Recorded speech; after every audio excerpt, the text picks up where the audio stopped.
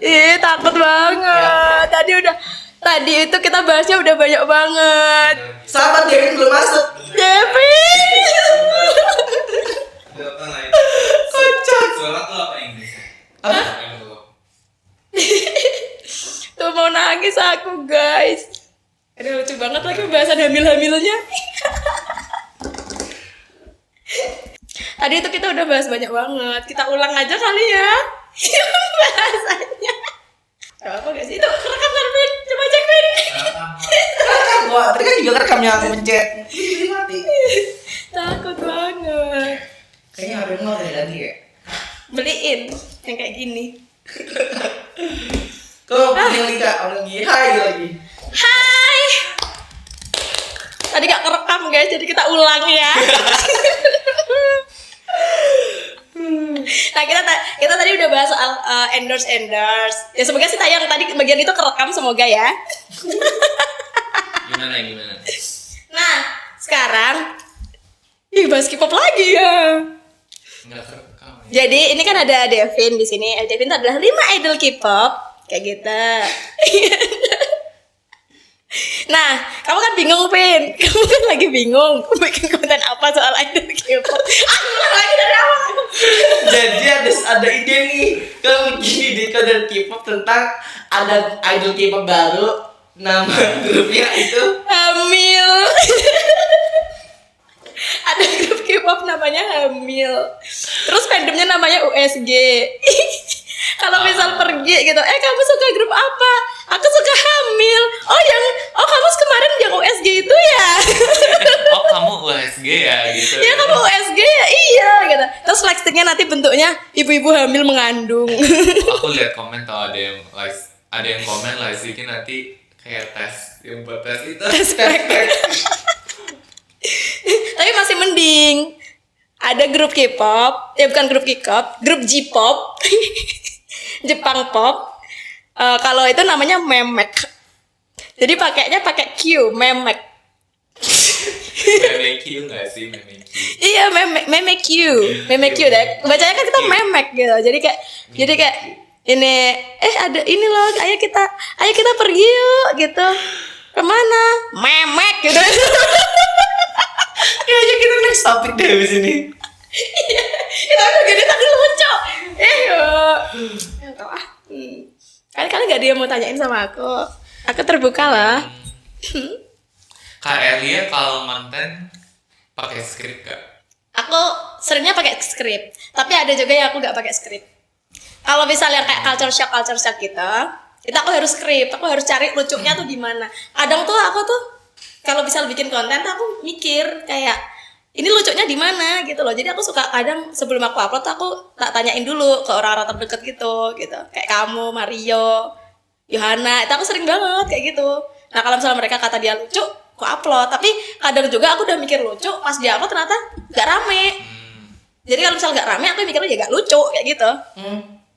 Coba deh, tadi aku tuh upload kan.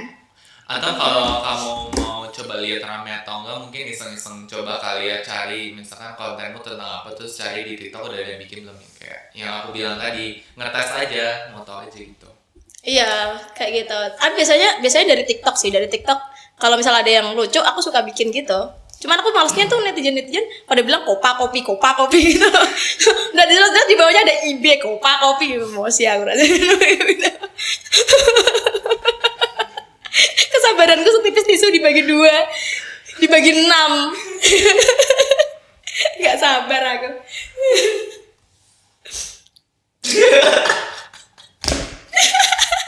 Apalagi Tadi bagus yang tadi. Kita mau bahas apa lagi? Mario pernah nggak sih di ghosting? Sering nggak di ghosting? Sering banget, di ghosting brand sering banget. Itu kan kayak gitu kan sebenarnya banyak kayak ini ya, kayak banyak strukturnya gitu loh. Kayak proses ACC brand. Kayak misal aku tawaran gitu kan, suka harga, terus mereka ngajuin gitu kan biasa ke atasan mereka. Kayak kalau dia oke, atasan dia oke, tapi orang marketingnya nggak oke, ya jadi nggak oke. Tapi kan kalau udah prosesnya tiga kayak gini, pihak yang pertama buat pitching ke kita mungkin udah ngasih kabarin gitu ya, udahlah kalau udah ya udah gitu. Jadi mereka nge-ghosting gitu. Kayak gitu mah sering banget di ghosting. Aku sering banget di ghosting. Tapi ya nggak apa-apa sih, aku nggak pernah ambil hati gitu loh kalau di ghosting ya berarti nggak cocok. Aku pernah beberapa bulan tuh bener-bener di ghosting ya sampai aku kayak Cuman kadang hampir kita- menyerah. Cuman kita kadang sebagai kreator ya pasti minta follow up juga, kadang juga follow up gitu beberapa. Sebenarnya 3 hari gak dihubungin follow up kayak, hai kak gimana progresnya kayak gitu. Aku juga sering follow up tapi selalu di ini aku. Tapi kalau udah nggak jadi udah. Kadang ada nggak sih yang kamu udah share rate card terus udah nggak ada reply lagi? Sering juga. Tapi aku juga kalau kayak gitu aku juga tetap follow up. Bisa aja chatnya tenggelam. Bisa aja juga mereka lupa balas. Karena sering juga, sering kayak aku gak udah deal gitu kan, terus mereka ngechat seminggu aku chat lagi kayak kak gimana update-nya, terus mereka baru kayak kak sorry banget tenggelam chatnya gitu. Oh. Kadang juga kita Iya juga sih, emang kadang ada yang kayak gitu. gitu. Jadi kayak kita sebagai KOL juga kadang perlu follow up dan juga gitu sih. Ada juga yang kayak misal bulan ini nih dia kirim tawaran ACC juga hari itu juga ACC harganya hari itu juga hari itu gitu kan. Terus sebulan ada kabar, tiba-tiba 2 bulan kemudian yang dimana kita udah kerja beda segala macam kayak Baru ada "Kak, kabar." kita jadi ya kayak Iya, aku sering kayak gitu, 2 kali. Harganya udah beda segala macem. Tapi kalau kayak gitu posisinya aku pasti bilang kayak kak kita harganya udah beda gitu. Jadi kalau mau ngikutin sekarang gitu. Nggak sesuai di awal. Kamu nggak kayak tanda tangan gitu. MOU. Kalaupun aku tanda tangan, aku akan jelasin kalau kita nggak bisa. Satu, kamu nggak ada kepastian dari pihak brand. Kedua, kita juga punya TNC sendiri gitu. TNC-nya itu udah kamu kirim sebelum tanda tangan. Aku pasti kasih tahu kayak kak, aku maunya kita paymentnya gimana di awal kok. Kalau misalnya kayak brand pitching ke kita kan pasti mereka kasih tahu harganya segini, terus term of paymentnya kayak gini. Aku juga negosiasi kak, kalau dari aku maunya 30% 50% kayak gini, 50% di awal. Pasti dibicarain di awal gitu. Misalnya udah deal, terus tiba-tiba mereka nggak ada kabar lagi, ya aku juga pasti punya ini dong. Maksudnya nggak bisa seenaknya brand tiba-tiba deal di 5 bulan ke depan gitu. Iya, tapi aku juga 2 kali aku digituin. Ada satu brand yang nggak ngebayar aku lagi sampai sekarang. Udah hilang, udah nggak tahu nih udah masih hidup apa enggak itu adminnya itu. Aku pernah sih dapet brand. Jadi FOI-nya 2 video TikTok. Terus satu videonya tuh udah selesai. Terus yang video keduanya tuh kayak udah nggak ada kabar lagi. Terus baru beberapa bulan, kayak 2 bulan kayaknya ya. Terus baru di reply lagi, dia baru kirim lagi berisannya gitu. Dan aku nggak bisa kayak gitu. Aku pasti kasih tahu kak. Oh, aku pernah kejadian satu brand terkenal. Dia kayak brand transportasi gitu. Terus aku kasih video gitu kan. Terus dia minta revisi beli terus berkali-kali sampai ganti bulan itu video nggak ada upload. Sampai akhirnya approve gitu kan. Tapi aku bilang sebelum upload bilang udah kak cancel aja, aku udah nggak mau upload video ini, menurut aku udah sampah banget, udah lama di draft dan aku udah nggak mau gitu kan. Terus akhirnya gimana? Tapi brand nggak mau, brand maunya di upload gitu kan. Kalau gitu Itu kamu udah tanda tangan belum? udah. Tapi aku Bukannya mutlak ya kalau udah gitu. ya tapi kayak mereka nggak bisa seenaknya misalnya udah mutlak tapi di situ tertera kayak diupload kapan. Mereka tuh tulis juga diupload setelah konten ACC selama seminggu gitu kan. Misalnya ada termnya juga itu konten diuploadnya harusnya tanggal berapa. Itu harusnya diupload April. Dan baru di ACC itu bulan Juli atau Juni gitu. Yang dimana itu juga nggak sesuai sama termnya mereka gitu loh. Jadi aku bilang kayak kak udah kalau gitu aku nggak mau cancel aja. Cancel aja kalau diupload udah selesai aja. Mereka nggak mau, kak nggak bisa kita harus apa sih? Jadi kalau mau karena dia buat rekennya beda, kamu tambah card gitu.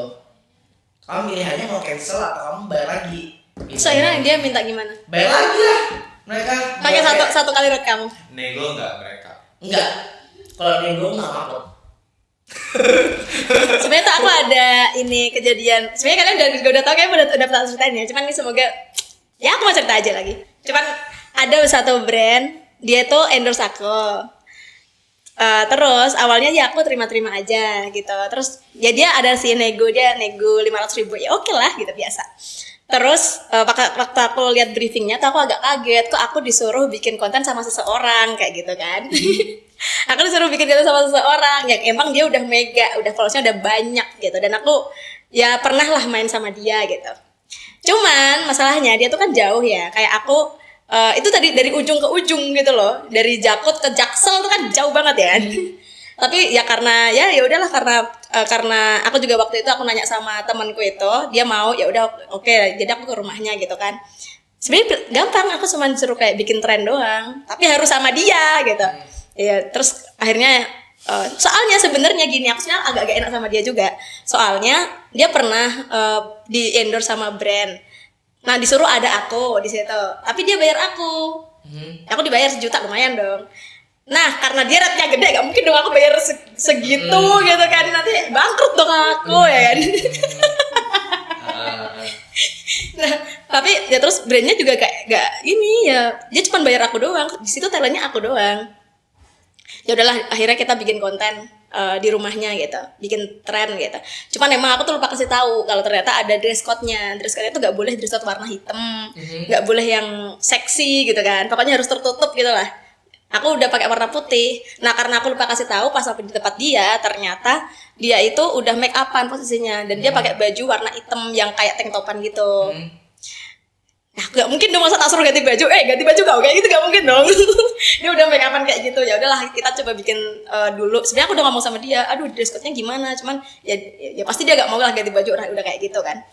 Ya udahlah, kita bikin trennya. Tapi kalau aku mau sih ganti baju, maksudnya kalau kasih dia ya. Aku kasih taunya pas udah di sana. Itu belum buat video kan? Pas itu belum Belum buat video. belum bikin video. Dia masih tahu aja kalau dekotnya kalau di posisi temennya, kamu ganti baju nggak? Aku ganti sih. Ganti kan? Aku juga Nah dia Jadi baru kayak nggak setengah-setengah gitu. Iya. Jadi kalau emang aku niat mau bantu kamu, ya udah berarti aku bantu semaksimal aku. Iya, aku juga kayak gitu. Nah tapi kan ya terus ya aku agak enak gitu kan, talentnya aku kan, dia cuman kayak supporting aja dan dia pun nggak dibayar gitu loh. Kayak menurutku juga ngapain dia ikut di briefing gitu kan, dia juga bilang gitu.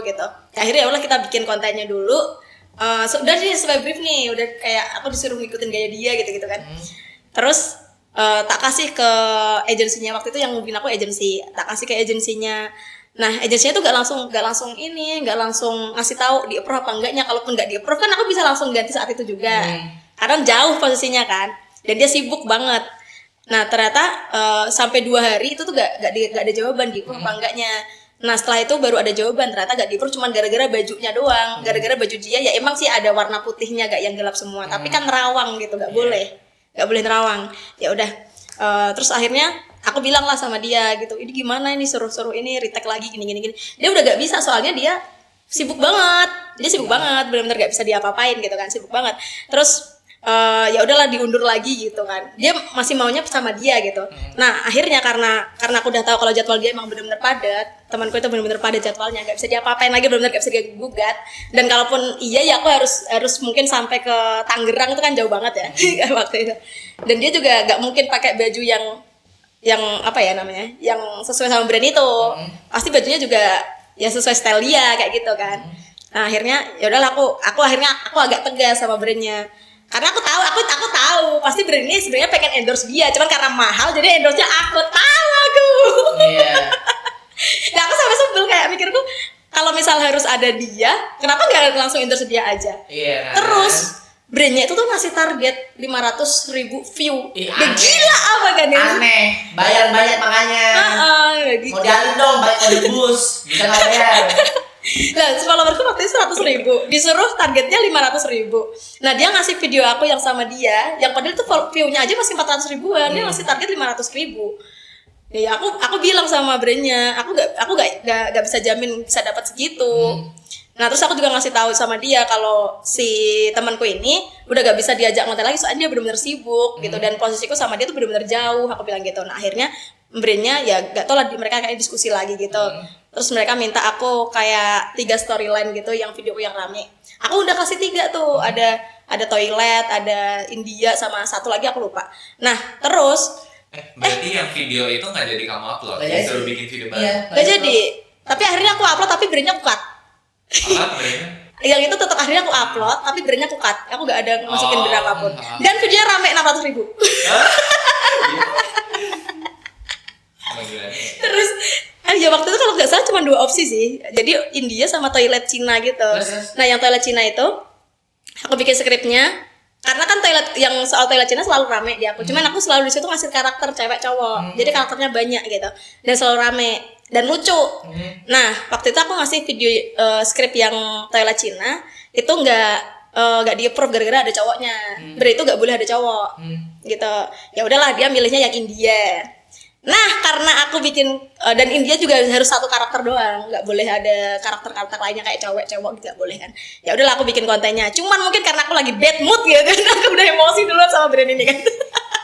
Jadi mungkin kayak deliverynya kurang bagus gitu, view-nya nggak banyak. Kayak waktu itu tuh sehari tuh view-nya tuh belum ada 10.000 malahan. Padahal waktu video pertama itu view-nya sampai 2 juta atau 3 juta gitu. Nah, jadi menurutku kalau apa ya namanya? Kalau misalnya brand itu tuh kayak berani ngasih target ini itu harus konten sama seseorang yang mungkin agak susah. Kayaknya mereka tuh harus ngasih rate itu gede. Itu tuh rate-nya di bawah aku sebenarnya. Ya emang. Kayak mereka sebenarnya aku ngasihnya waktu itu masih 2 juta ya. Aku ngasihnya 2 juta. Mereka masih nawar 1,5 juta. Yang dimana aku harus ke tempatnya dia yang jaraknya tuh lumayan jauh, yang hitungannya aku harus transportasi sekitar 200.000 pulang pergi. Kayak gitu. Aku kalau misalnya diminta ada orang di dalam video aku selain aku pasti kasih biaya tambahan. Iya. Nah, itu Dan pasti. even 2 pun menurutku udah oke kalau misalkan partnernya itu Itu udah oke banget. harga ya. Udah murah banget, tapi dia wajibnya gitu aja orangnya. Iya kan? Gila. Dan menurutku brandnya udah gede banget. Lo kalau mau endorse si A, kasih A dong.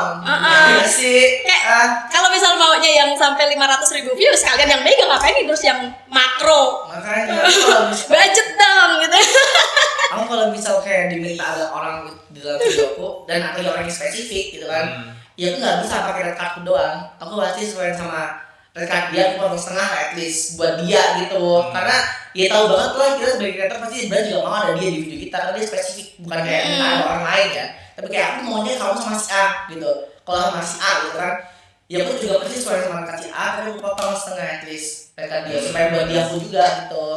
Paling kalau aku biar kamu kan lebih nggak enak ya. Jadi sebelum deal itu kalau aku bakal kasih tau dulu ke temen aku, ini ada brand mau nawarin aku, maunya collab sama kamu gitu. Nah, terus oh iya lanjut. Nanti kalau misalkan ada apa-apa, nggak apa-apa ya, kita kayak misalkan kayak ada perubahan gitu kan yang tadi. Ya tinggal kasih tau di awal aja kalau nggak enak. Nah, Terus itu. kalau misalkan aku di posisi kamu ya aku tetepin sih 2 sesuai rate card karena orangnya Iya. Gitu. Yang mahal tuh orangnya. Nah, Terus terus transportasi. mikirku gini juga kayak kan aku talent utama. Kenapa kok dia ikutan di briefing gitu? Aku udah sebel banget waktu itu. Terus tahu nggak sih kan kontenku yang sama dia itu akhirnya ditolak kan? Aku upload brandnya aku cut kan? Aku nggak menjalin brand sama sekali. Yang nonton 600.000. Terus yang toilet Cina itu yang juga ditolak sama mereka, itu view-nya kayaknya udah 1 juta di sekarang. Ditolak guys, yang punya banyak ditolak. sayang. Sebenarnya kalau kita sebagai content creator kan kalau kalian kan nggak bayar ya, kayak kita main buat video kan nggak bayar. Cuma kalau urusan bisnis masuk endorsement gitu ya kita harus profesional juga gitu. Iya, udah gak dibayar, terus di briefing tuh aku sebenarnya aku agak gak enak banget sama dia. Aku sampai beberapa kali, ya maaf ya aku sampai gitu, bener gak enak banget aku. Tapi kalau aku misal ada brand masuk terus minta ada orang lain gitu kan, kalau nggak spesifik orangnya siapa, ya aku nggak mungkin aku kan minta tolong, bukan jadinya minta dibayar ya dia. Aku minta kayak tolong kayak kak tolong dong bantuin aku buat video kayak gini gitu kan, konsepnya kayak gini. Aku mungkin nggak bayar dia, tapi di hari itu pasti kayak makanan segala macam ya aku yang tanggung gitu. Tahu dia aja, aku minta tolong. Kecuali kalau berarti minta spesifik orang yang siapa ya. Kalau nggak minta spesifik orang yang siapa ya siapa aja aku ajakin yang mau collab gitu. Itu sih. Ngeselin ya. Oh iya, tapi sebenarnya aku mau tanya sama kalian juga deh. Menurut kalian konten kreator itu tuh pekerjaan untuk semua orang apa enggak? Kayak semua orang bisa nggak jadi konten kreator? Semua orang bisa jadi konten Bisa kreator, menurutku. tapi nggak semua orang bisa jadi konten kreator yang dibayar. Gitu. Kalau menurutku gini, semua orang bisa jadi konten kreator tapi nggak semua orang bisa bertahan. Aku baru mau ngomong itu tadi. Kayak gini, iya kan? Aku aku tuh ngonten dari awal tuh dihujatnya parah, bener aku gak ngapain apa-apa dihujat, udah gila itu. Nah, aku kontenku tuh kan bahasa Korea kan, tapi emang bahasa Korea aku tuh gak bagus. Itu sebenarnya juga waktu itu gara-gara aku tiba-tiba suka drakor, terus aku bikin konten drama Korea lah gitu, POV drakor, terus Korea gitu, pakainya bahasa Korea. Emang jelek bahasa Koreaku, aku kalau nonton lagi pun pengen kuhina rasanya bahasa Korea itu kan. Tapi menurut aku nggak sejelek itu. Agak menggelikan gak sih di telinga Iya, gitu. sih over judge. Itu tuh ngejatnya tuh bener-bener gila-gilaan banget, kayak mereka tuh bilangnya kayak bahasa sekali pakai, terus kalau misal nggak bisa nggak usah sok-sokan gitu, malu-maluin. Iya sumpah ya. Kalau misal nggak bisa nggak usah sok-sokan, nggak usah malu-maluin gitu. Pokoknya intinya tuh pada ngejelek-jelekin banget bahasa Korea aku yang sejelek itu, amburadul itu pada jelek-jelekin. Cuman sebenarnya waktu itu aku agak down sih gitu, karena mereka ngejelek-jelekin sampai segitunya gitu. Padahal aku gak ngelakuin apa-apa, aku cuman bikin konten pakai bahasa Korea. Dan sebenarnya aku waktu itu bikin konten bahasa Korea sebenarnya karena emang aku pengen tahu bahasa Korea kayak gimana. Karena kan waktu itu aku emang lagi pengen belajar bahasa Korea. Cuman karena aku orangnya pengen kreatif, jadi aku rekam gitu loh, aku upload. Dan emang beberapa kali rame gitu, cuman ya isinya hujatan semua.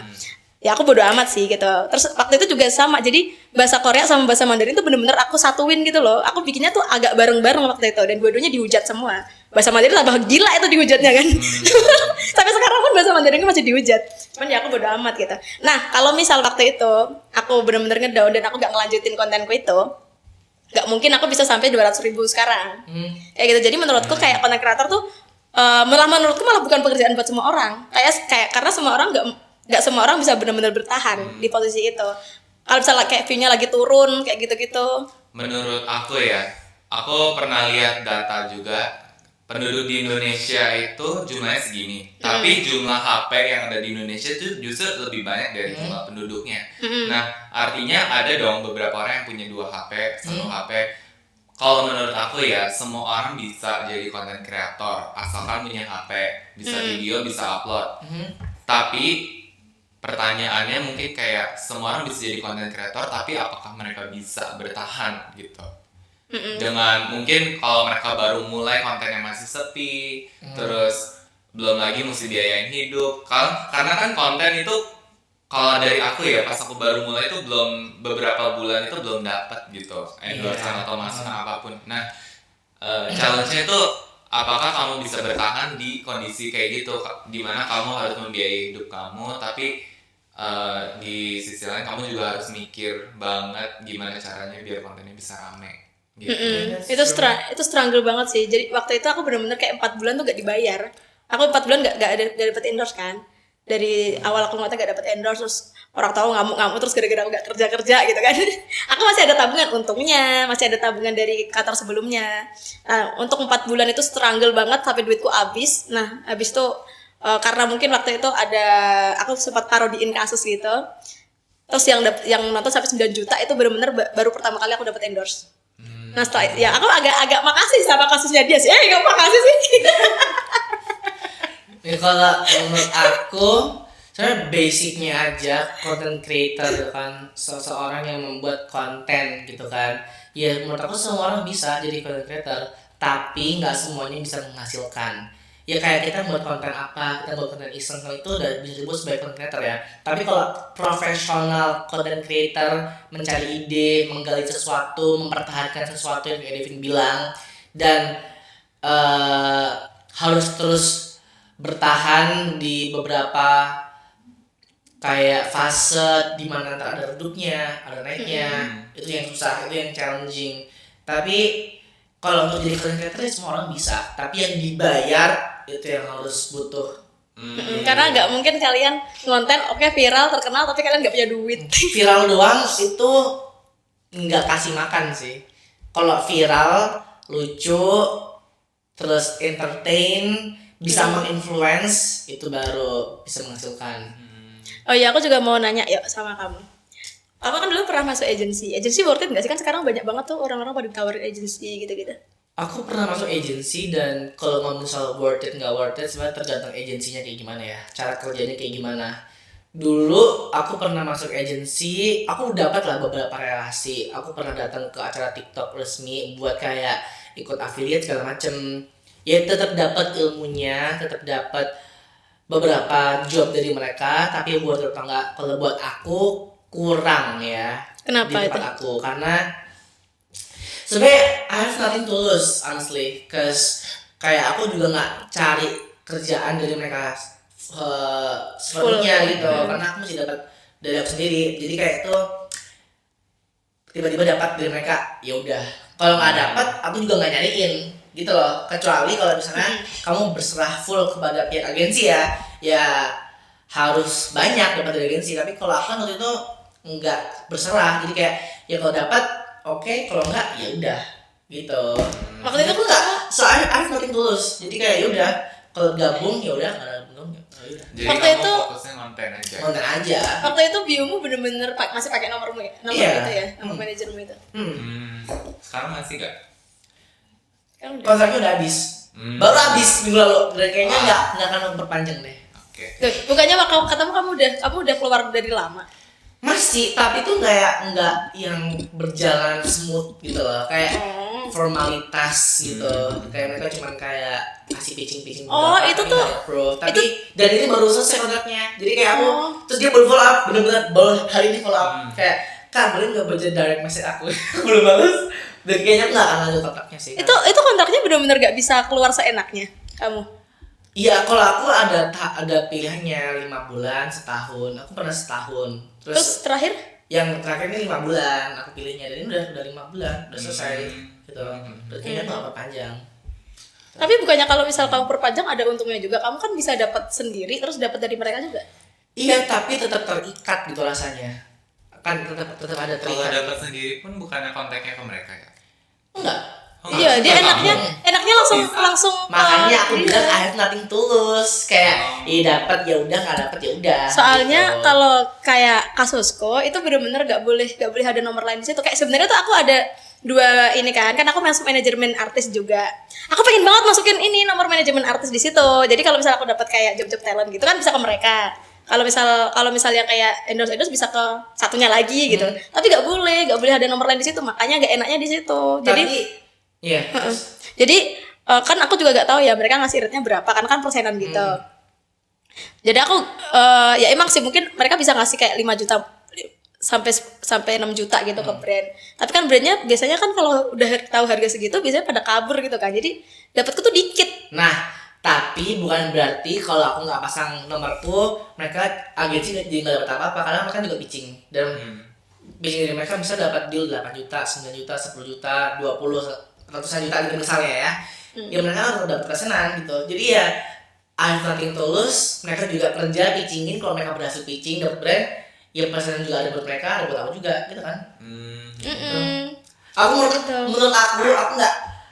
aku nggak bisa percaya 100% pada pihak agensi, karena setransparan awal mereka nggak ada yang benar-benar transparan gitu. Iya, Jadi makanya kayak kalau kamu sebagai pihak agensi berhasil pitching deal, ya persenanmu juga di awal dapat gitu kan, aku juga dapat, oke bagus. Tapi aku sebagai KOL aku juga maunya handle sendiri, jadi nggak semua brand yang aku dapat pure dari ide yang aku viral itu masuk ke kalian, karena nggak fair menurut aku. Nah, terus ya untungnya kalau yang aku agency itu untungnya mereka tuh boleh misal aku kayak di tengah-tengah pengen sendiri lagi tuh boleh. Tapi ada juga kan yang agensi yang nggak boleh sama sekali. Kayak kemarin tuh aku sempat ditawari, padahal aku udah masuk agensi juga. Aku ditawari masuk agensi lain gitu. Kontraknya tuh 3 tahun, udah gila 3 tahun kan. Itu lama sih. Karena sih 3 tahun dan aku nanya ini boleh nggak kalau misal kayak di pertengahan gitu pengen sendiri lagi, nggak boleh gitu, harus sampai 3 tahun. Nah waktu itu aku sempat mikir karena dia followersnya banyak, followersnya banyak, terus aku lihat talent-talentnya tuh pada jutaan semua. Nah pas aku sempat mikir wah mungkin ini bagus nih agensi yang ini gitu. Ternyata pas aku tahu 3 tahun itu benar-benar gak boleh keluar, aku tahu kenapa ini yang sampai 5 juta gak keluar ini karena mereka terikat gitu. Nah terus akhirnya inilah karena aku juga gak suka. Terus kemarin tuh karena aku nolak tuh mereka kayak maksa gitu loh, kayak bikin apa ya, kayak arah-arahan nih kayak ini benefitnya banyak loh kak, gini pokoknya maksa banget lah. Terus mereka kayak nawari kayak setahun gitu dulu. Aku bilang nggak bisa gitu, karena nggak boleh keluar seenaknya. Iya loh, menurut aku tuh bener-bener unfair kalau misalnya kita bener-bener terikat full sama sebuah agensi ya. Karena kalau mereka emang bener-bener bisa jual kita ke banyak brand yang kayak mereka tawarkan, mereka udah terkoneksi sama ribuan brand, ya mereka harusnya sangat tidak khawatir kalau misalnya kita nggak taruh nomor dia di bio kita gitu. Karena maksudnya ya kalau kamu punya koneksi yang sebagus itu, kamu pitching sendiri, kamu dapat deal, ya udah berarti emang koneksimu bagus gitu. Tapi kalau lewat bio kita taruh nomor mereka, yang itu artinya brand harus kontak bio mereka semua, yang padahal kita juga pure dari ide kalau kita buat segala macam. Ya kita jadi nggak bisa ngukur sebenarnya mereka sekerja apa gitu. Agensi sekerja apa. Kalau kamu yang percaya diri dengan skillmu sebagai sebuah agensi yang punya banyak koneksi, ya harusnya kamu kerjanya emang di situ, cari brand pitching sendiri. Kamu jual nama kita, gimana cara kamu branding ke sebuah brand gitu. Aku ada pertanyaan sih. Gimana? Kebetulan kan aku belum pernah nih masuk agensi, aku mau tahu. Tapi sebelum itu aku mau cek dulu. Iya takut. Masih. Oke. Takut banget aku lagi. 3, 2, 1. Nah, Oke. Nah, pertanyaan dari aku, mungkin ya suatu saat kan aku bakal di approach sama agensi. Kalau dari kalian, menurut kalian apa sih red flag dari agensi? Red flagnya satu, kalau kita nggak bisa ambil Kok kayak brand gitu? dari brand lain. Kayaknya ada aku deh kak. enggak ada ini. Tiba-tiba aku takut. Wah, mana? Oke. Nah dulu oke. 3, 2, 1. Jadi red flag dari aku, kalau misalnya kita nggak boleh ambil endorsement dari nomor kita pribadi sendiri atau kayak tim kita sendiri. Kayak harus full ke mereka semua. Itu red flag. Kedua, kalau persenannya besar. Terus kalau mereka nggak bisa menjanjikan minimal sebulan berapa. Kalau aku sebagai sebuah agensi, aku percaya diri dengan kemampuanku, dengan koneksiku yang bagus gitu kan, banyak brand. At least aku bisa kasih garansi ke beberapa talentku kayak, kamu kalau masuk ke kita, aku bisa jamin at least sebulan dapat 2 minimal, atau at least 3 gitu minimal. Kayak kemarin kayak dia dijanjiin kayak gitu kan, atau enggak? Enggak, aku nggak dijanjiin, tapi Nah.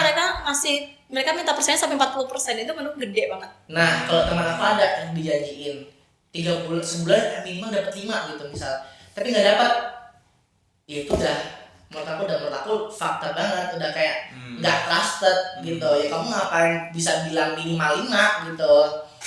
Tapi dia beneran dapat 5. Enggak dapat 5, dapat 2, dapat 3, dapat tapi nggak minimal 5. Jadi Iya. harus aware ya. Jadi sebuah agensi atau sebuah pekerjaannya kayak gitu mau nyebutin angka itu menurut aku harus aware ya mereka. Kami nggak bisa asal sebut gitu.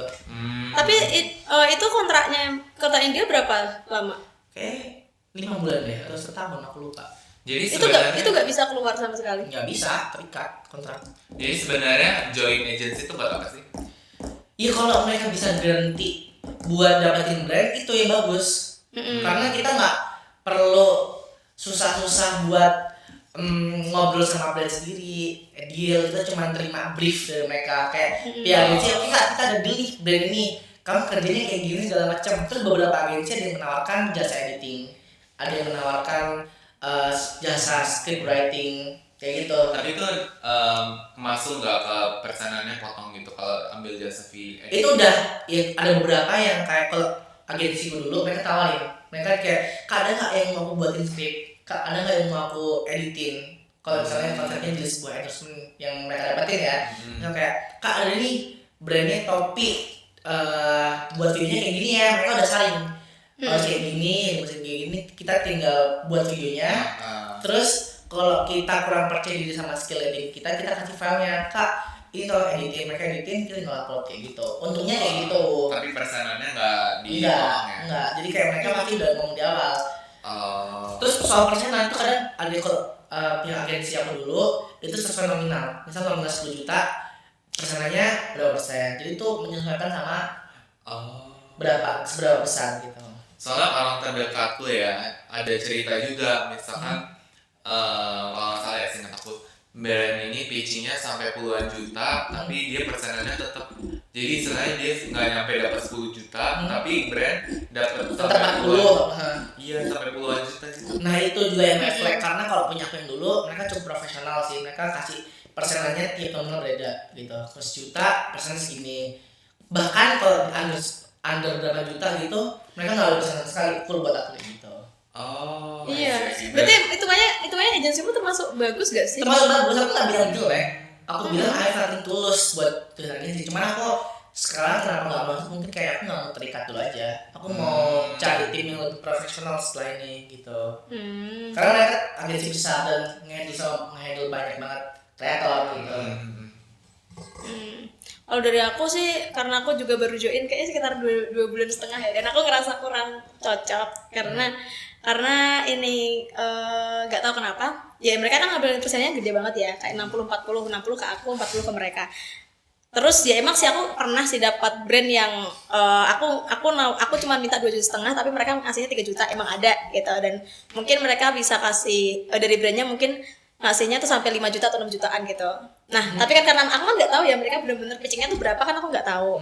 Terus juga mikir lu kayak gini, kayak kemarin tuh kan karena aku lagi update jerawat, itu emang ada beberapa yang hubungi gitu kan, aku benar-benar tanya sama mereka tuh nggak enaknya tuh nggak pernah langsung ngasih tahu gitu kalau misal ada brand yang hubungi gitu loh, deal dulu baru ngasih tahu gitu loh. Nah sedangkan aku pengennya tuh benar-benar dikasih tahu semua, jadi aku harus tanyain dulu, kak ada brand masuk nggak, ada nggak ini, tapi ternyata yang deal cuma 1 gitu. Nah mikirku gini, jadi kayak oke lah mungkin mereka bisa. Aku pernah dapat sampai 5 jutaan mungkin lah dari brand gitu, yang masuk ke aku cuma 3 juta gitu. Nah misal aku bisa kasih 5 juta juga dari brand yang lain, bisa dong 5 juta buat aku semua gitu kan, aku mikir gitu. Iya, itu untungnya sebuah brand, ya itu mereka yang punya koneksi. Kalau misalnya kita gabung di sebuah agensi, ya bagusnya itu mereka yang punya koneksi sama orang-orang itu, mereka bisa pitching gitu. Dan ada beberapa brand yang nggak punya tim marketing, jadi kayak mereka menghubunginya ya agensi yang punya talent kayak aku misal brand apa gitu kan, aku nggak punya nih, brand aku nih nggak punya tim marketing, aku nggak bisa hubungin KOL satu gitu kan. Jadi aku sebagai agensi yang nggak punya sebagai brand yang nggak punya tim marketing, ya pasti hubungin sebuah agensi. Nah disitulah letak keuntungan sebuah agensi kalau mereka punya banyak talent gitu. Jadi bisa jadi agensimu dapat brand yang mau KOL nih, jadi pakai agensi kamu, jadi kamu udah pasti dapat gitu. Iya gitu. Tapi kan itu yang dijual dari sebuah agensi. Cuma kan ada beberapa agensi yang kurang, yaitu yang satu mereka nggak bisa garanti kalau bakal dapat gitu.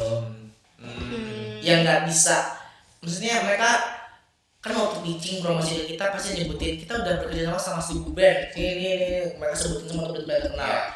Itu nggak menjamin apa menurut aku ya, karena buat ngomong kayak gitu semua juga bisa ngomong kayak gitu.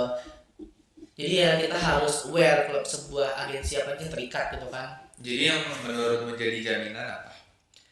Kalau kontraknya jelas, terus aku biasa tanya testimoninya apa aja. Kalau lihat traffic dari sebuah talent yang mereka pernah handle, aku juga tanya. Jadi mereka jelasin semua nih, kak ada intelligence salah satunya ini, bulan kemarin dia dapat jelas gitu.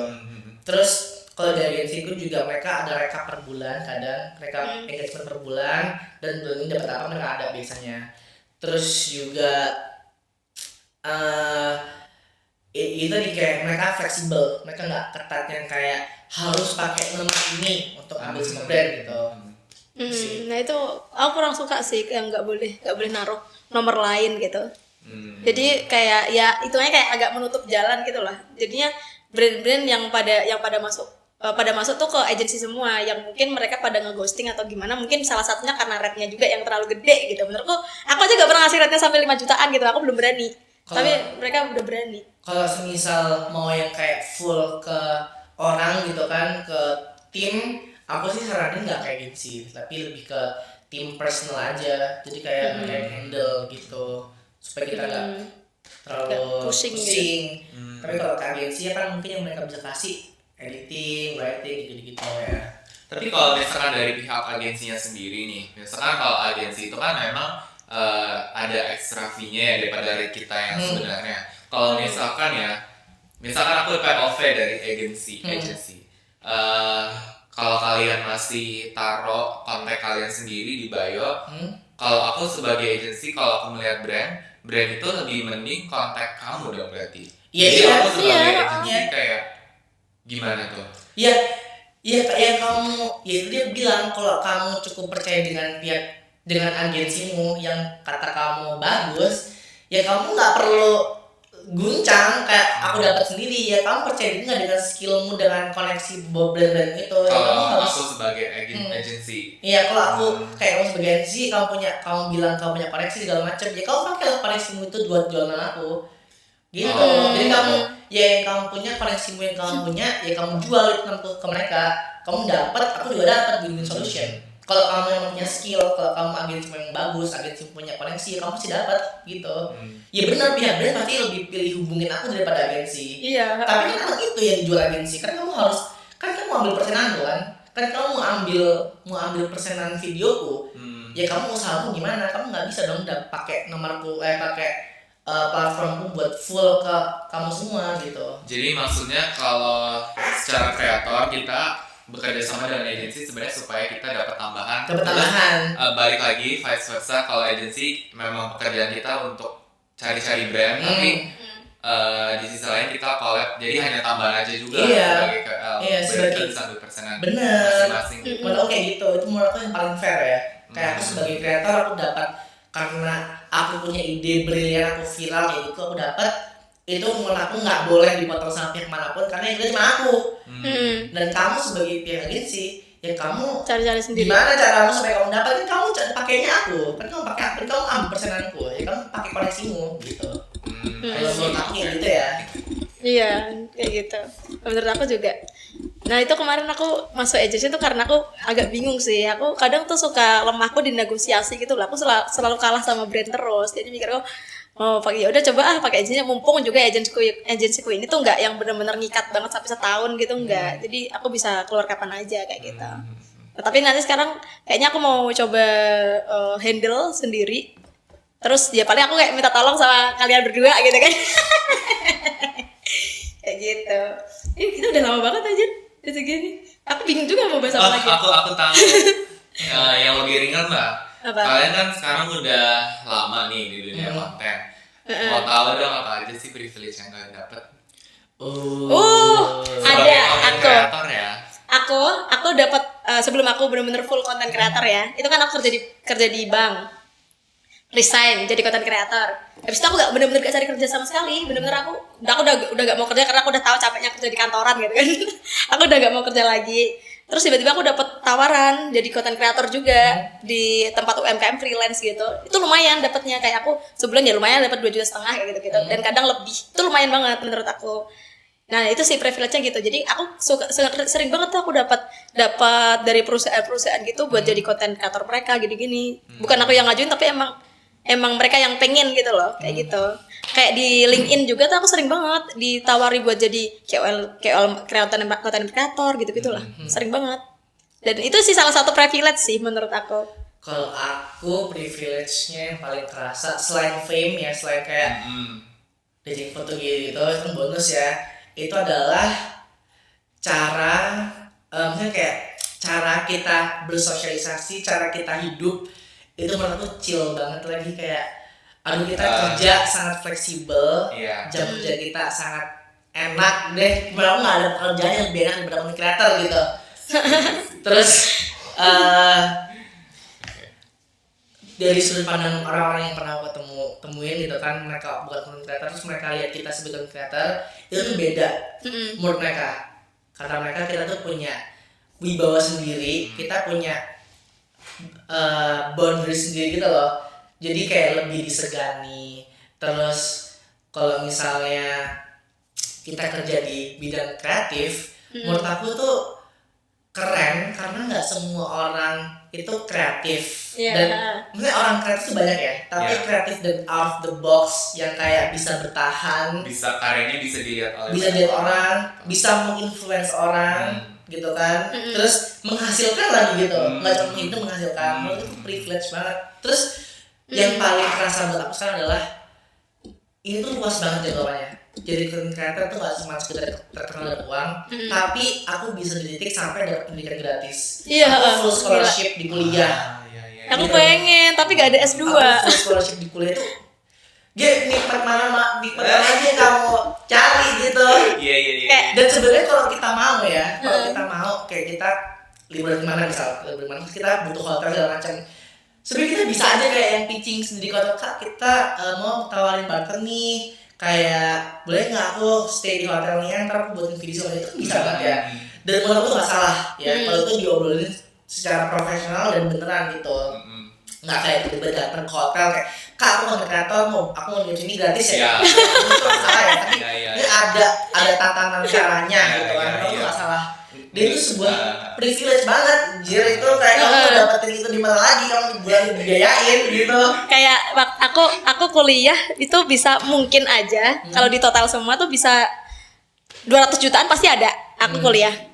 Nah kalau misal waktu itu aku udah ngonten terus mungkin kontenku udah naik, bisa aja aku daftar ini kayak beasiswa konten kreator gitu. Iya, bisa banget. Nah aku tuh sekarang lagi cari beasiswa konten kreator yang buat S2 karena aku udah S1, gak mungkin aku S1 lagi. Nah aku pengen cari yang beasiswa buat S2 konten kreator tapi aku belum nemu. Ini aku udah dapet kan, aku udah jalan semester 2 sekarang. Dan itu maksudnya sangat meringankan banget loh. Berarti kamu mulai kuliah kapan? Aku tuh sebenarnya udah kuliah di Surabaya di Universitas Ciputra, dan yang pertama Mahal. itu aku sebenarnya udah dapat scholarship juga, tapi nggak full gitu kan. Terus aku pikir-pikir kok kayaknya kalau nggak full gini kerasa juga ya, dan keluar masuk dan ada beberapa alasan lain yang aku bisa jelasin gitu kan lebih detailnya. Setelah itu aku memutuskan untuk keluar nggak lanjut, dan entah jalan Tuhan gitu kan, aku datang ke sebuah event dari salah satu panitianya dan aku masuk ke booth itu buat kuliah gitu kan. Aku kuliah di Institut Asia Malang, terus langsung ngobrol lah di situ sama salah satu dosennya, dan gak lama kita sempat ngobrolin kalau aku mau pindah kuliah. Terus mereka langsung tawarin, kamu content creator ya, kita dicari, mau nggak kamu full scholarship gitu. Iya, itu gila itu. Langsung banget, dan Langsung gitu bang. langsung dan gak lama kita langsung tukeran kontak gitu kan. Iya, iya. Langsung tukeran kontak, terus kayak dia langsung tanya, kamu jadi nggak pindah scholarship? Oke, aku jadi sir, tapi aku mau nego kalau bisa aku full scholarship sampai lulus. Oke, deal. Bisa langsung wawancara sama rektornya. Gila. Langsung deal. Itu Keren banget sih, keren banget. Makanya itu keren banget teman-teman. Tapi aku sebenarnya kagum sih sama kalian. Kalian kan itu masih muda ya, masih mudaan kalian daripada aku. Tapi kalian tuh udah sekreatif itu gitu loh. Dan aku tuh sebenarnya ngerasa agak telat sih. Kayak enggak juga sih kok. Ada timingnya masih. Iya mungkin Iya. ya. Tapi itu Nggak kayak juga sih. aku kayak udah tua gitu daripada kalian gitu. Tapi kalian ini masih muda-muda tapi udah kreatif. Kamu dari SMA kan, mulai kan? Aku dari lulus dulu. Oh iya, ya masih kecil itu kayak masih baru banget kan. Kamu juga baru waktu kamu mulai konten pas kapan? Aku tuh, SMA. nih fun fact, aku tuh jadi content creator, jadi orang yang suka buat konten itu dari aku SD. Tapi kan dulu ada namanya Dub Smash Musical.ly. Oh itu mah aku juga main. Baru yang menghasilkannya TikTok. Nah, menghasilkan di TikTok itu baru kelas 1 SMK. Itu gue dapet fame, dapet endorsement tuh SMK, SMP akhir lah gitu. Iya itu kayak kalian bisa ini loh bisa mencapai itu di saat kalian tuh udah masih sekolah lah itu kayak gitu. Tapi itu karena aku dari kecil kalau ditanya apa, aku pengen jadi artis. Sama. Kira waktu aku kecil, Tapi aku kalau casting gak pernah lolos, aku gak tahu kenapa. aku biasanya pengen jadi artis, aku pengen jadi terkenal, cita-citanya kayak gitu. Sama ya sumpah. Tapi aku dia. tapi dulu aku pengen jadi artis tapi tuh dikata-katain terus sama orang kayak dikira menghayal. Bahkan keluarga aku sendiri pada ngata-ngatain aku, dikira aku menghayal. Aku nge-YouTube kan dari 2015 aku nge-YouTube. Emang sih kontennya emang gak naik, cuman aku di situ berharapnya biar kontenku naik aku jadi artis gitu. Jadi aku dikata-katain satu sekolahan, terus sama keluarga aku juga pada bilang aku gila pada waktu itu. Kayak tapi ternyata aku bisa mencapai YouTubeku bisa benar-benar berkembang malah sekarang. Berarti hitungannya udah 10 tahunan semenjak aku dikata-katain baru bisa. Aku salah satu orang yang percaya sama statement fake it until you make it gitu. Jadi waktu aku SMP, aku udah buat konten dan ada beberapa yang viral kayak namanya AI gitu, slow motion gitu kan. Itu tuh kayak aku emang attitude-nya tuh kayak ngerasa gue akan jadi seleb besar ntar lu lihat gitu kan. Jadi kayak kalau aku tipe orang, kalau aku diraguin nih gila lu lihat gue bisa gitu. Kalau aku kayak gitu, aku juga orangnya sangat apa ya, sangat percaya diri gitu loh, overconfident gitu.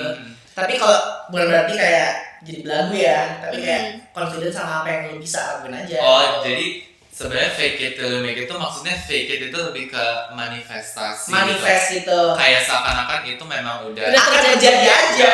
terjadi Iya. dan udah terjadi gitu. Biasain diri aja di selebgram tuh jadi kebenaran. Iya.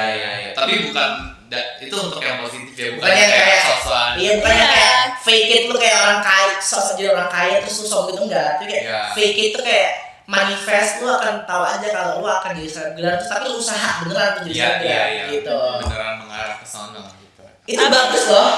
Itu sugesti yang bagus menurut aku. Karena itu Aku kayak sering spirit. juga. Itu tuh spirit gitu loh. Aku kan kamu kan ngajarin aku gitu, Vin. Jadi Iya, aku sekarang kan gitu, kalau doa tuh sekarang aku lebih ke manifesti gitu. Iya. Kayak aku pengen ke Korea, alhamdulillah aku bisa ke Korea kayak gitu. Gitu. Jadi kayak seakan-akan udah terjadi. Itu kayaknya mungkin karena kemarin aku emang banyak kurang bersyukur sih. Jadi karena aku kamu kemarin ngasihin aku gitu, aku sekarang mencoba untuk lebih semuanya bisa benar-benar bersyukur gitu. Tapi kalian tipe yang ambisius nggak? Soal kayak soal skill, soal passion, soal karir gitu. Aku nggak tahu ya aku ambisius apa Apa enggak. yang chill gitu? Kayaknya iya deh ambisius Kamu chill deh. ya? Kayaknya aku ambisius. Soalnya aku bener-bener pernah, aku tuh beberapa kali casting sumpah. Aku casting ke Surabaya, pernah ke Jakarta, Semarang, ke Jogja, bener-bener itu sampai aku pernah kecelakaan gara-gara casting, gara-gara gak direstui casting karena aku kabur ya. Itu jelek sih, ini jangan ditiru ya guys. Aku pernah kabur cuma perkara casting dengan duit aku cuma 200.000. Terus aku pakai motor sendiri terus ketabrak. Aku pernah kayak gitu. Iya pernah, tapi untungnya aku gak kenapa-napa sih. Ya tapi ya jangan dilakuin. Itu aku sampai rumah aku bener-bener bukan gak diamuk sih, cuman kayak bener-bener dimarahin, didiemin karena aku bener-bener kabur. Soalnya orang tua aku tuh bener-bener gak bolehin aku, bukan gak bolehin sih, kayak pada bener-bener gak percaya kalau aku tuh emang bisa gitu loh. Mereka tuh pada bilang aku berhayal gitu-gitu loh. Sama sih, tapi dulu waktu aku masih SMP gitu kan, orang tua aku ngeliat aku tuh kayak ngapain sih buat video gitu, kayak gak jelas banget.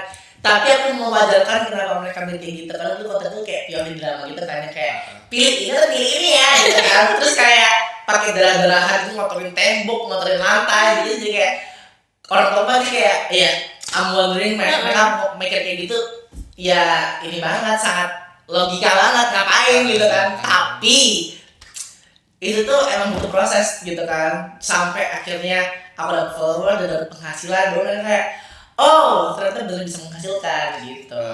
Ya itu keluarga gue juga baru ngerestui aku jadi content creator setelah mereka tahu kalau ada hasilnya. Tapi kan kamu enaknya gini ya, kamu tuh emang udah dikata-katain sama keluargamu, tapi kan nggak yang bener-bener dilarang sampai. Aku nggak dikata-katain, mereka kayak cuma wondering aja ngapain sih gitu. Nah, kalau aku tuh orang tua aku tuh tipe yang sangat ini juga gengsi banget waktu aku kecil. Dari aku TK sampai SMP itu aku di daftar model, fashion show, kayak close up. Mereka tuh sangat support di bidang itu. nah aku support Gitu. kalau aku tuh bener-bener kayak HP aja aku sampai aku titipin ke temanku biar gak disita. Gara-gara disita aku suka bikin konten YouTube yang katanya mereka kayak orang gila itu. Sampai jadi buronan aku sama keluarga sendiri. HP ku mau disita mulu kan, aku titipin sama temanku gitu. Aku sampai lari ke tempat temanku buat titipin HP doang kayak gitu. Bener-bener kayak bener-bener segak boleh itu. Kamu didukung nggak sama orang tua? Dia dari awal ya. Sebenarnya Aku aku sih creator. iya, karena kalau aku udah content creator dan orang tua aku tuh tipenya yang mereka tuh harus melihat dulu, baru mereka bisa approve gitu. Iya. Pasti kalau mereka belum lihat menghasilkan kayak ada kayak kamu ngapain sih gitu. Kalau aku sih by proses ya. Mungkin kalau aku lebih ke tipe kontennya. Kalau aku kan cowok, tapi aku lebih suka ke skincare. Pokoknya hal-hal yang gak terlalu maskulin gitu. Dan itu by time, bukan dari aku udah selesai, bukan dari aku udah mulai konten. Tapi sebelum aku mulai konten pun aku udah ngomongin soal itu karena mereka tuh sangat mempertanyakan kamu cowok ngapain ngelakuin skincare. Tapi emang kamu bener-bener jelaskan banget tuh kayak licin. Nah, paling pas awal mulai konten mereka tuh kan masih segan gitu karena takut aku ada komen apa gitu. Tapi kalau sekarang karena udah mulai menghasilkan, jadi mereka lebih kayak oh ya udah, kamu walaupun gituin asal kamu dapat uang kamu bisa menghasilkan kok. Mereka kan gak membiayai hidup kamu gitu. Maksudnya kayak tapi statementnya nggak kayak asal kamu diapain aja, kayak Kalau aku tanggalnya hate comment aku emang nggak akan gue sama sekali karena kayak misalnya aku di public area gitu, kayak konten aku yang berbau pakai bedak, aku jungkir balik di miniso gitu, ya aku tetap malu sih. Cuman itu kayak kita tahu gitu, kita tahu kalau itu kerja, jadi aku nggak malu gitu. Kalau aku nggak mungkin kayak daily aku pakai bedak buat cicilan gitu, ya kalau kayak gitu kan maksudnya sebuah pekerjaan ya, jadi aku nggak malu kalau emang dibayar, aku tahu aku nggak bekerja gitu.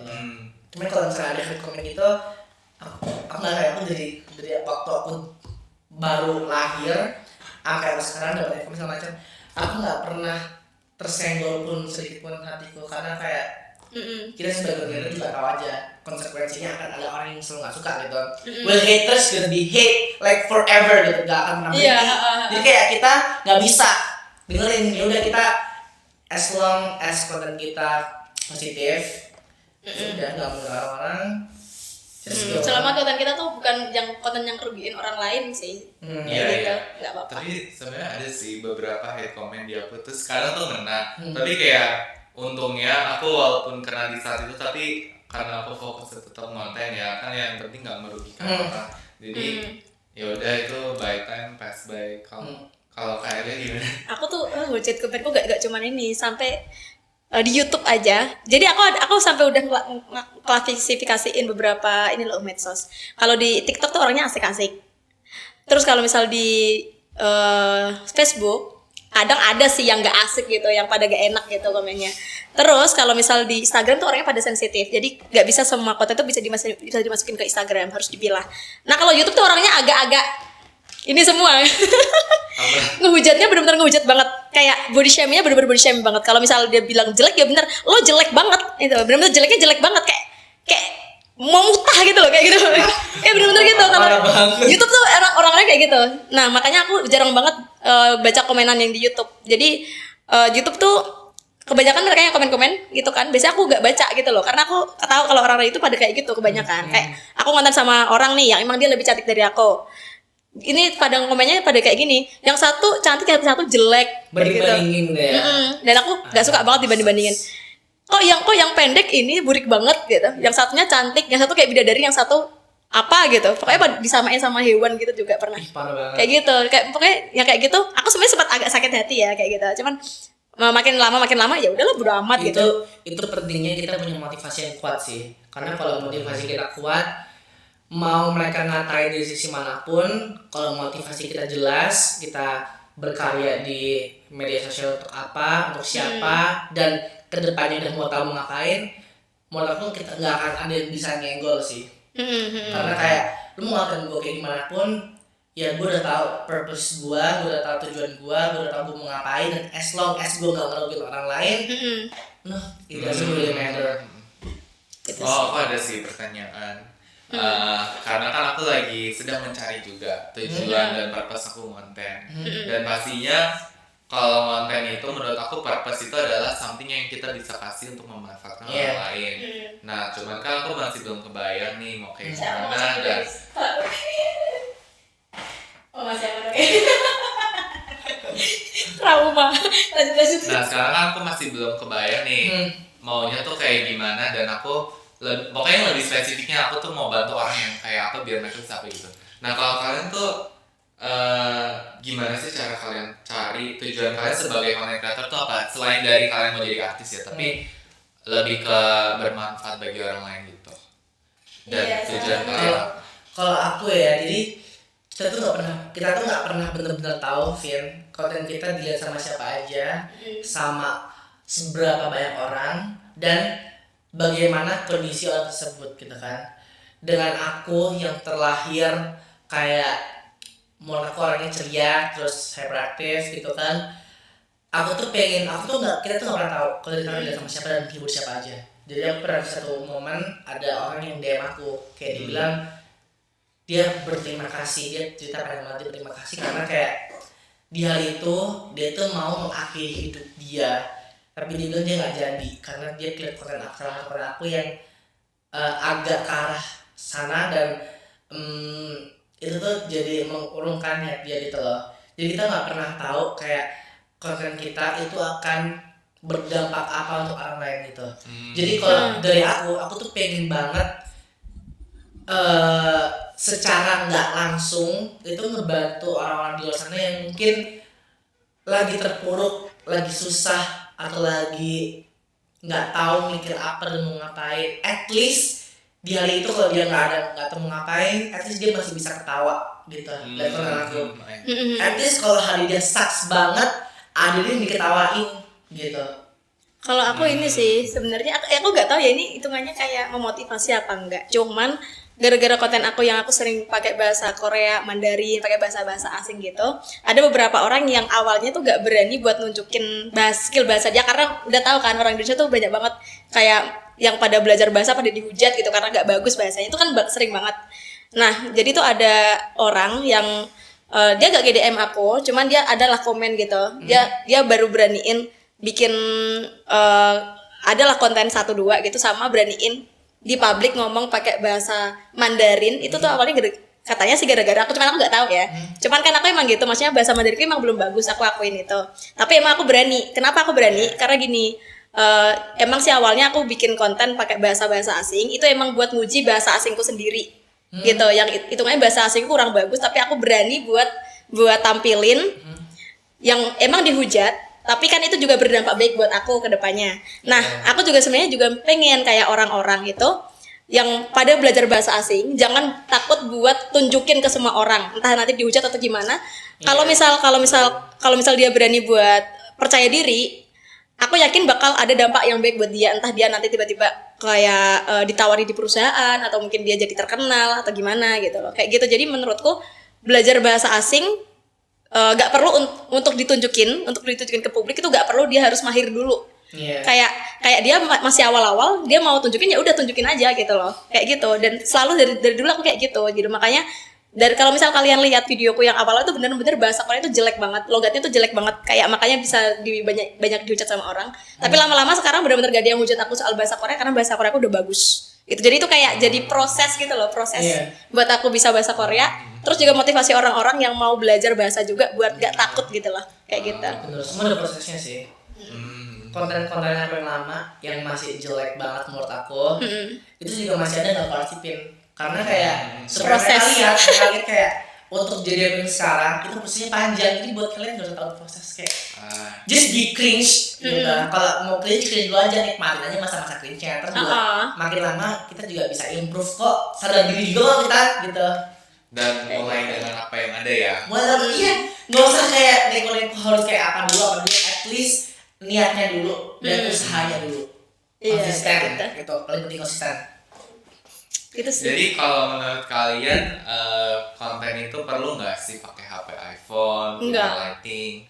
Kalau HP-nya quality-nya nggak sebagus iPhone ya sangat parah banget gitu.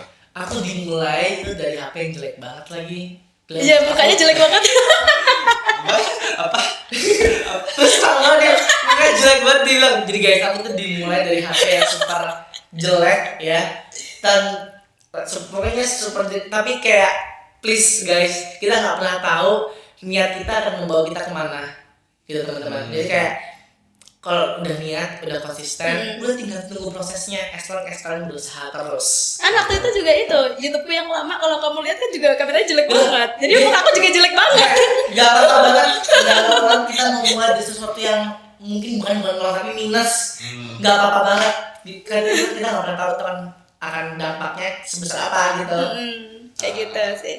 Jadi menurut kalian tuh haters karena mereka belum laluin aja? Iya, mungkin kalau sih. Aku ya melihat konten kreator lain, kalau misalkan mereka masih minus banget, ya nggak apa-apa dong, mereka masih berjuang untuk bertahan justru kayak value-nya gitu. Sumpah aku sering banget lihat konten kreator kecil yang kameranya kurang, tapi katanya bagus. Kurang, kontennya juga kurang. Kurang. Kontennya pokoknya semuanya kurang. Tapi dia punya percaya diri, dia mau konten. Bagus. Menurut aku itu udah oke kok. Maksudnya selagi kontennya nggak nyeleneh ya, maksudnya kontennya nggak jelas tapi nggak nyeleneh, kayak nggak berkonsepnya nggak apa, itu akan belajar dari dia buat video seterusnya gitu loh. aku juga lihat kayak beberapa konten yang ngebahas personal branding gitu kan, yang risetnya kurang. Terus aku kayak itu nggak ada hubungannya sama personal branding, tapi dia jelasin kayak gitu. Ya nggak apa, yang ngomong juga bukan profesional, yang ngomong juga anak kecil. Itu juga proses dia belajar gitu loh. Jadi kita please don't be mean. Kalau mau menjelaskan sesuatu, jelasin pelan-pelan, kasih tau pelan-pelan. Kalau komentarnya mungkin mau ingetin nggak apa-apa. Tapi don't be rude lah, kayak lihat juga umur dia berapa gitu. Kamu umur segitu bisa nggak kayak gitu? Di umur segitu kamu ngelakuin apa? Kayak gitu. Karena ini bukan webinar yang biasanya didatangi sama orang-orang profesional yang udah bersertifikat. Nah, kecuali dia orang profesional bersertifikat terus jelasin sesuatu yang nyeleneh kurang, nggak penyampaiannya nggak riset, itu kan boleh lah kayak hujat gitu karena nggak prepare. Tapi kalau masih kecil, terus mereka masih at least punya niat buat konten itu udah bagus banget gitu. Makanya menurutku malah sekarang itu pekerjaan content creator tuh lumayan menjanjikan ya sekarang ya. Dan kalau misal orang-orang itu bisa mulai dari awal, apalagi pas dia masih kecil, itu bagus banget gitu. Biar please duit gitu loh. Nanti umur 9 tahun nih, 9 tahun mulai konten, terus ternyata udah gede umur 12 tahun dia bisa aja udah panen gitu kan. Iya, kayak gitu. Please kalau kalian udah punya niat tapi belum percaya diri, lakuin aja dulu. Tapi walaupun mulai dari kecil, walaupun nggak menghasilkan apapun, tapi at least ada skill yang dibangun kan. Ada skill yang dibangun gitu. Aku itu juga kita semua kan nggak langsung menghasilkan gitu loh. Iya. Aku juga nggak langsung 4 bulan udah dibayar aku. Aku juga nggak langsung menghasilkan. Tapi kalau udah ada passionnya, udah ada keinginannya, lakuin aja dulu, menghasilkan aja. Bonus-bonusnya tak baru datang. Dan juga aku juga mau bilang gini, aku dulu kontennya benar-benar gak pernah rame sama sekali. Dan emang rame tuh kayaknya mungkin karena Korea itu ya awalnya. Nah, aku juga mau bilang kalau misal awalnya bikin konten itu gak rame, ya udah jangan langsung nyerah gitu loh. Kayak bikin aja terus yang bikin orang tuh benar-benar stay kayak gitu. Justru ketika konten kita ngerame, kita harus lebih gas lagi. Nih, perfect juga. Jadi gini nih. Jadi banyak di luar sana content creator yang baru mulai, dia tuh bandingin diri dia sama content yang udah gede. Jadi itu tuh, aku gak tahu kenapa ya, dulu tau kecil, waktu aku masih belum terlalu rame, konten yang 1.000, 2.000, aku seneng banget. Karena menurut Iya, sama. Kalau menurut aku itu dulu rame, menurut aku itu besar dulu.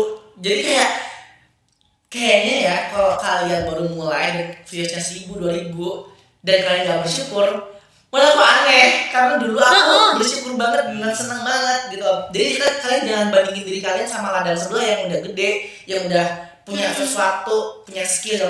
Itu semua tunggu dalam proses teman-teman. Jadi kalau kalian viewsnya masih di 1.000, 2.000, be grateful, terus usaha cari tahu kurangnya di mana, karena itu semua nggak tumbuh secara instan. Ada yang instan tapi itu keuntungan dan itu berapa persen gitu, mungkin itu beruntung ada momennya, tapi buat dia terus konsisten terus, cari tahu terus gitu. Jadi jangan bandingin diri kalian sama orang lain. Bahkan ya kalau misalkan nih konten kreator yang misalkan ada dua konten kreator, satunya yang followersnya 1M, satu yang 100M misalkan. Nah kita kan nggak bisa bandingin ya, kalau misalkan yang followers 1M terus viewersnya konsisten banyak di 1M, itu kan berarti rame. Tapi kalau yang 100M yang viewersnya 1M misalkan harusnya biasa dia 10M, beberapa M, itu kan kalau di dia ya itu kan nggak rame. Jadi ramenya orang tuh beda-beda. Jadi kalian jangan bandingin sama orang lain, fokus sama diri, fokus udah. Malah dulu tuh ini emang awalnya dari konten Korea, cuman itu juga sebenarnya yang penonton awalnya juga 1.000, 2.000, cuman menurutku bagi aku waktu itu rame banget gitu, makanya aku lanjutin terus sampai ada yang 600.000 itu 600.000 view. Orang-orang pada dukung, ayo aku dukung kakak sampai terkenal gitu. Aku dulu gitu. dapat 10.000 views, aku seneng banget ya. Cuma ambil dia star, kayak sama bikin story. Ya itu kayak aku artis anjir. Please aku artis, aku kalau keluar ini harus pakai masker. Gitu kayak aku kalau pakai masker aku pasti diminta foto gitu. Tapi itu proses aja udah. Proses aja dulu teman-teman. Pokoknya tuh dulu tuh bener-bener view 10.000 tuh menurutku udah banyak banget gitu. 1.000 aja tuh udah banyak gitu. Pokoknya kalau misal udah ada 1.000 view waktu itu aku udah tenang gitu. sampai ada di titik ketika akhirnya first time banget beneran jadi foto. Itu momen yang akan kalian inget terus. Momennya yang momen Yang sama akan kamu, kalian ya. kayak momen yang akan kalian akan terus Iya. kayak kebayang finally Ada yang ngajak foto. ada bumbu-bumbu itu loh. Udah mulai tercipta loh. Dan saksnya buat aku adalah first time banget aku diajak foto as a content creator. Itu aku baru bangun, aku lagi ke Indomaret, aku belum mandi, jadi muka masih bakal banget, baju masih gembel. Terus kayak tiba-tiba ada terus kayak, ih kakak ini kayak the hell do I know you? Kayak aku nonton video kakak. Oh hai ya ampun. Ih, aku yang sama Devin itu di Asta Oh, itu iya. pertama kali aku dapat foto dan aku kaget kayak tiba-tiba dia datang, dia ini ibunya kan udah bawa ini kamera gitu kan. Iya. Terus anaknya Kak Erlia mau foto. Nah aku pikir karena kan aku benar-benar aku gak seterkenal itu. Aku pikir dia minta aku fotoin dia gitu kan sama Sama, aku ibunya mikir gitu. itu juga. Ternyata dia mau foto sama aku dan itu posisinya aku tuh buluk banget. Aku buluk bajuku entah kemana-mana, celanaku sendalku pakai sendal apa ya, jepit apa sepatu ya waktu itu, tapi jelek gitu waktu itu aku. Itu kayak aku agak malu sih, tapi dia udah excited di sini kayak. Berarti itu Terus habis itu perasaan kamu juga. first time terus makanya waktu itu aku langsung naik sama kamu, Vin aku sombong gak ya Vin? Aku takut kalau kayak sombong gitu. Akhirnya kan kalau misalnya kalian sampai di titik ada percikan-percikan itu udah mulai kelihatan, itu kan akan kalian inget terus. Ya, aku inget banget sih. Akhirnya kan akan kayak ada di hati tuh kayak, ih ini beneran gak sih udah mulai terjadi gitu kan? Itu akan terus kalian inget deh. Itu aku kayak Dan bangga ternyata banget sih. Kita nggak simpel sih. Kayak minta foto aja impactnya bisa sebesar itu. Itu gede banget impactnya buat aku. Kayak di titik itu aku baru ngerasa usahaku tuh kelihatan ya ternyata, progresnya tuh bener kelihatan loh. Dan everything is possible, sumpah.